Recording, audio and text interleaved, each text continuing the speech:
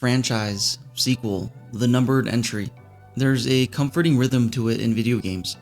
We invest years, sometimes decades, in these sprawling worlds, these familiar faces. We anticipate the next iteration, the refined mechanics, the continuation of the epic saga. It's the main road, well paved and understood. We know more or less what awaits us. Bigger, perhaps better, but fundamentally the same. But then there's the detour, the side road, the strange path that branches off, marked with a familiar signpost, yet leading somewhere unexpected. The Spinoff. It's a curious beast in the gaming ecosystem, a game that borrows the iconography, the characters, the lore of an established universe, but then throws out the rulebook. It swaps genres like costumes, places beloved heroes in tactical grids or rhythm games. On paper, it often sounds wrong. A dilution maybe, a cash grab, a deviation from the very formula that made us love the original in the first place. And yet, we often find ourselves drawn to them, intrigued by them, sometimes even loving them more fiercely than the main entries they sprang from. Why? Is it merely the comfort of the familiar, easing us into trying something new? Or does the juxtaposition itself, the known world bent through a new mechanical prism, create something uniquely compelling? Does it offer fresh perspectives the main series can't, or provide a necessary space for creative freedom away from the immense pressure of the next numbered sequel? I think the appeal is tangled, multifaceted. It sits at the strange intersection of comfort and novelty, nostalgia and surprise. It's about the joy of seeing old friends learn new tricks, exploring forgotten corners of worlds we thought we knew, and sometimes finding unexpected depth where we anticipated mere diversion. So let's take a detour. Let's explore the winding side roads of our favorite franchises, from kart racers to dungeon crawlers, tactical grids to fighting arenas. Let's try to understand the peculiar, enduring magic of the Spinoff. The leap into the unknown, the shift into a radically different genre or gameplay style could easily be jarring, potentially off-putting. You loved the strategic depth of Halo's firefights, so why would you suddenly want to command units from above in an RTS? You mastered the precise platforming of Mario, why strap into a go-kart? The logic doesn't always immediately track, and yet we take the plunge. Often, the reason is simple, almost formulaic, because despite the new rules, we already feel like we know this place, or at least we know the faces. There's an undeniable gravity to the known quantity. Seeing Mario, Pikachu, Solid Snake, Cloud Strife, these aren't just anonymous avatars. They are characters carrying baggage, history, potent nostalgic weight. We have pre-existing relationships with them, forged over hours, sometimes decades of mainline adventures. Their visual design, the sound of their voice or iconic sound effects, the very way they animate, it's all instantly recognizable, triggering a cascade of associated memories and emotions. This familiarity acts as an anchor in potentially unfamiliar waters. Learning a whole new set of mechanics, a completely different genre's conventions, can be intimidating. But doing so while controlling a character you already understand in a world whose aesthetic sensibilities feel like home significantly lower the barrier to entry. It's like visiting a foreign country, but running into a friend from your hometown. Suddenly, the strangeness feels a little less daunting, a little more approachable. Mario Kart wasn't initially beloved purely for its nuanced racing mechanics. It exploded because it let us be Mario, Luigi, Peach, Bowser, settling Mushroom Kingdom rivalries on the racetrack. Super Smash Bros. Offers the fantasy playground of seeing icons from entirely different universes collide. A possibility potent because we have affection for the individual characters involved. The appeal of Kingdom Hearts hinges significantly on that almost surreal blend of distinct Disney nostalgia with the established melodrama of Final Fantasy characters. This isn't just a shallow recognition, it's a leveraging, deep-seated emotional investment. Spin-offs bypass the getting to know you phase that entirely new IPs require. They arrive with a built-in sense of history, a ready-made emotional resonance. That comfort, that warmth of the familiar acts as a crucial psychological buffer. It gives us the confidence to step outside the established formula, to try the weird racing game, the unexpected tactics simulation, the bizarre crossover fighting game. Our guards are lowered because, in a fundamental way, we feel like we've already been invited inside. But this comfortable familiarity is only half the equation. It's the foundation upon which the spin-off builds its true appeal. The thrill of seeing those established rules completely reimagined. The familiar faces get us through the door. We settle in, recognizing the furniture, the color palette, the soundscape. But the real spark, the thing that often elevates a spin-off from mere curiosity to something genuinely compelling, happens when the house rules change, radically. This is where the comfort of the known crashes headlong into the thrill of the new, the reimagining of core mechanics, the wholesale swapping of genres. For example, the Persona series, which is itself a spin-off of the Shin Megami Tensei series, deeply beloved for its stylish blend of high school simulation and turn-based JRPG combat. Then comes Persona 4 Arena. Suddenly, these nuanced characters, defined by stats, elemental weaknesses, and intricate social links, are thrown into the demanding, frame-perfect crucible of a 2D fighting game developed by Arc System Works. Seeing Yu Narukami summon Izanagi not for a calculated turn, but for a high-speed combo string, it's initially jarring, yet it works because the essence of the characters, their visual flair, their signature abilities, are meticulously translated into this new mechanical language. It offers a different, more immediate kinetic way to engage with characters we thought we knew intimately through menus and dialogue trees. Or a game like Metal Gear Rising: Revengeance. The mainline Metal Gear Solid games built a legacy on patience, observation, stealth, and complex geopolitical narratives. Revengeance takes side character Raiden, cranks the cybernetics up to 11, and throws him into a lightning-fast character action game built around precise parrying and slicing enemies into hundreds of pieces. The thematic concerns might echo Kojima's work, but the feel is utterly different. Frenetic, aggressive, almost gleefully over the top. It takes the established lore and aesthetics of the Metal Gear universe and uses them as a backdrop for a completely different kind of power fantasy, offering an experience that the core stealth framework simply couldn't provide. But sometimes the shift is one of scale and perspective. Halo revolutionized console first-person shooters, putting you directly into the armored boots of Master Chief against the alien Covenant.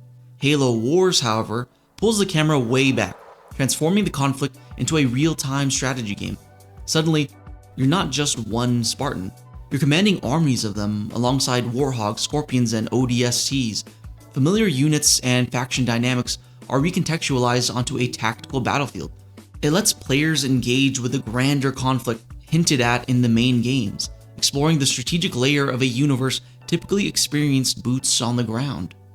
And then there's the profound shift offered by games like Pokemon Mystery Dungeon. The core Pokemon experience is built around collecting creatures, training them as a human trainer, and engaging in structured battles. Mystery Dungeon fundamentally inverts this. You are a Pokemon.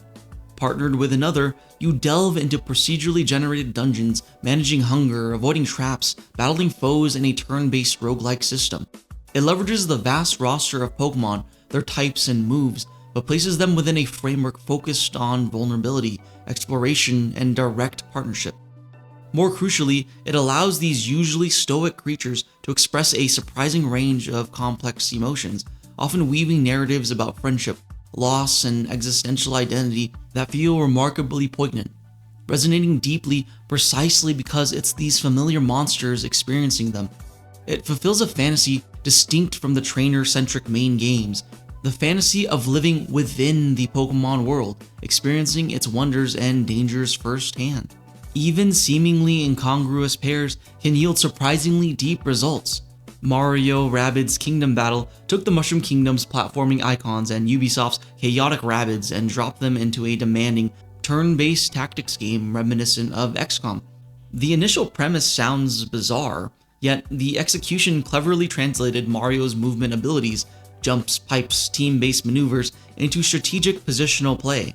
The result was a mechanically rich experience that felt both respectful of the Mario IP and refreshingly innovative, proving that even the strangest genre mashups can work with thoughtful design.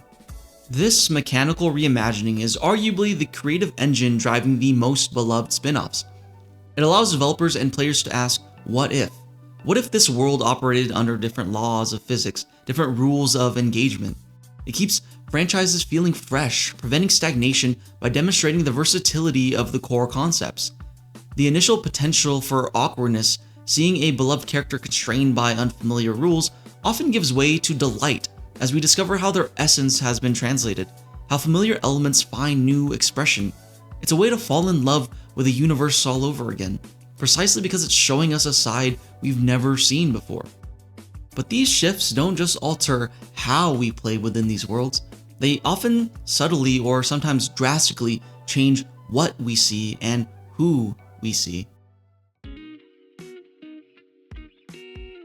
The mechanics twist and turn, offering us familiar worlds through entirely new interactive lenses.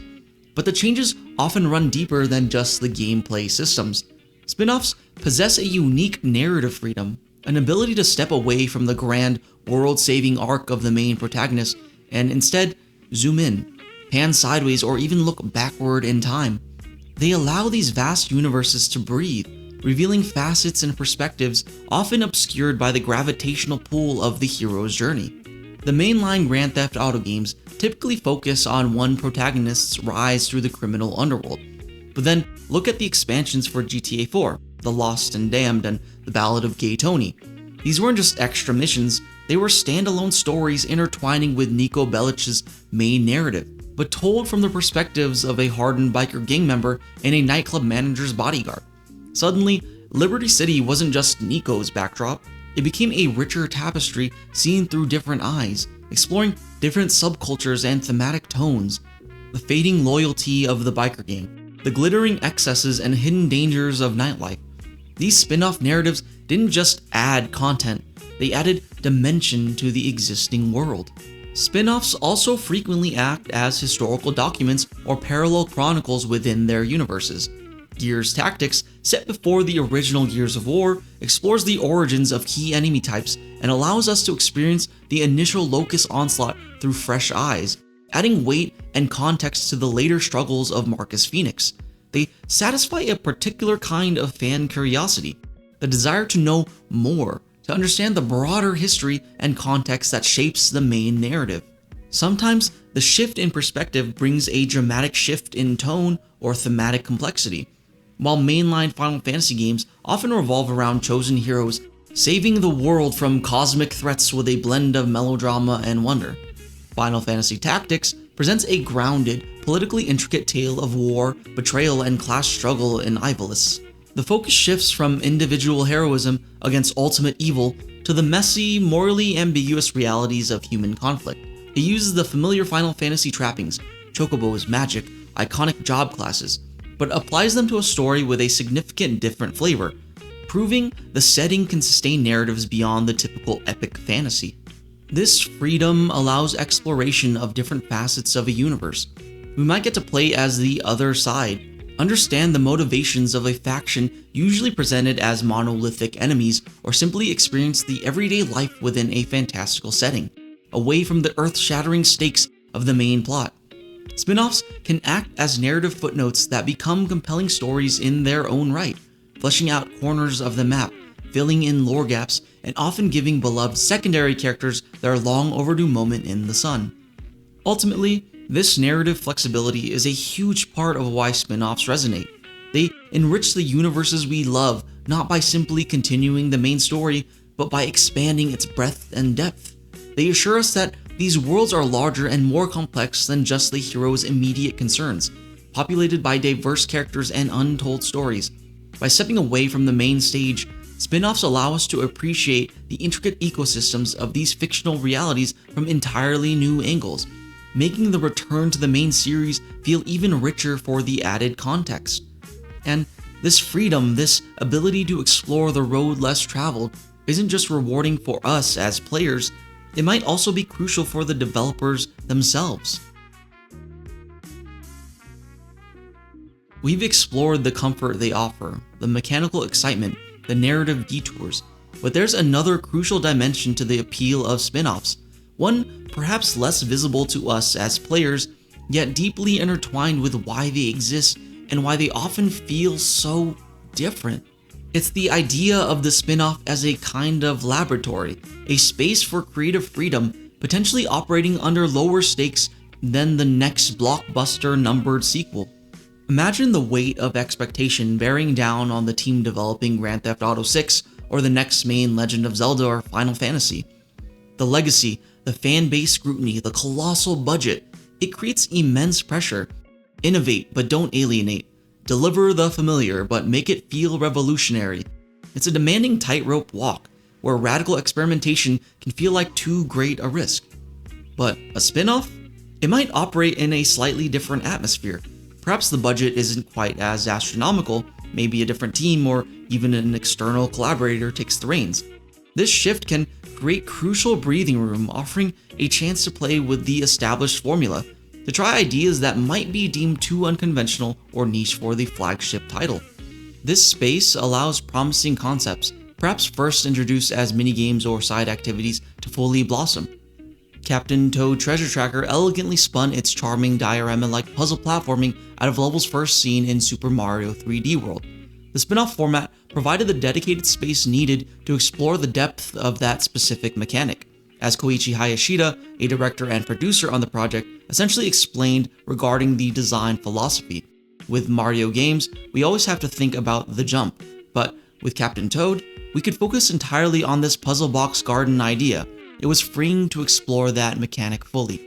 That freedom, isolating and expanding upon a single compelling concept without the constraints of the main character's established moveset, is exactly what the spin-off structure can enable, carving out its own delightful identity. This environment can also nurture ideas that are simply too wonderfully strange for the mainstream pressure cooker. For instance, the Typing of the Dead, which brilliantly transformed Sega's light gun horror shooter into a frantic typing tutor where keyboard speed determines survival against zombie hordes. It's the kind of wonderfully eccentric concept that thrives in the spin-off ecosystem, finding a dedicated audience because of its novelty. These games allow developers to indulge niche interests, pursue passion projects, and broaden a franchise's identity in ways that defy easy categorization. This freedom permits bold experiments in tone and genre that might feel out of place in a numbered sequel. The Danganronpa series built its reputation on dense visual novel murder mysteries. Ultra Despair Girls, however, took a sharp turn into third-person shooting, focusing on action gameplay while still engaging with the series' dark themes and signature aesthetic. It allowed exploration of the established world through a completely different interactive lens, a type of dramatic shift often more viable within the perceived lower stakes of a spin-off. Naturally, not every experiment yields a masterpiece. The spin-off graveyard holds its fair share of titles that felt rushed, derivative, or fundamentally misconceived, perhaps attempts to chase trends or simply low-effort attempts to leverage brand recognition. This laboratory doesn't guarantee breakthroughs. Sometimes the concoctions just don't work, or the intentions feel less than purely creative. But even acknowledging the occasional misfire, the value of this creative playground is immense. Spin-offs act as vital outlets for innovation and experimentation within established universes. They empower developers to explore different genres, test novel mechanics, perhaps even nurture talent on smaller projects before tackling a mainline entry. For us, they deliver variety, surprise, and the sheer enjoyment of seeing familiar elements remixed in unexpected, sometimes brilliant ways. They demonstrate that beloved worlds are fertile ground, capable of sustaining more than just the main storyline, keeping franchises vibrant and capable of surprising us. We've seen how the comfort of the familiar, the thrill of new rules, the richness of different perspectives, and the excitement of creative experimentation all contribute to the spin-off's appeal. But how do these elements ultimately weave together to form our lasting appreciation for these often unconventional creations? The answer, I think, lies precisely in that unique blend, that unlikely marriage of the established and the unexpected. Spin-offs occupy a fascinating space in our relationship with games. They are built upon foundations of nostalgia and affection, leveraging the deep connections we already have with specific worlds and characters. That familiarity provides the crucial foothold, the willingness to step onto uncertain ground. But it's the departure, the reimagining that truly captivates. Stripping away known mechanics and replacing them with entirely different systems forces us to re-engage with the familiar in a novel way. Seeing beloved characters adapt to new genres, whether it's turn-based strategy, chaotic kart racing, rhythm challenges, or intimate dungeon crawling, is inherently intriguing. It demonstrates the versatility of strong core concepts and prevents even the most established franchises from feeling entirely predictable. Spin-offs can be weird, niche, surprising. They are tangible proof that the universes we invest in can yield unique experiences that might never have seen the light of day otherwise. So why do we love spin-offs? Because they are testaments to the enduring power of great characters and well-built worlds, uniquely valuable in the vast landscape of interactive entertainment.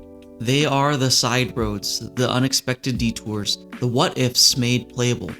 And often, it's on these less traveled paths that we find some of our most treasured gaming journeys.